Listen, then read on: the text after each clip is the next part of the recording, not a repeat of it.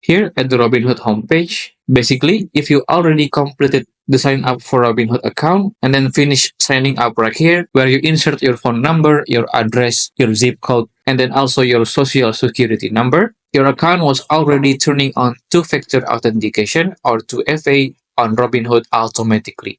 And to make sure your account was already have it, you want to log out from your Robinhood account first by clicking right here at the top right of your screen on account and then tap on logout.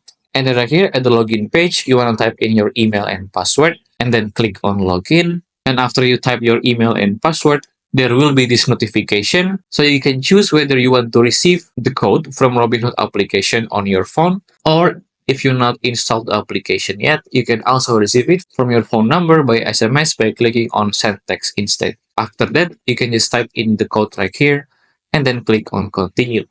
And if you do have all of that, then your account was already protected by 2FA. And that's how to enable two-factor authentication on Robinhood. If you found this video useful, please consider like and subscribe.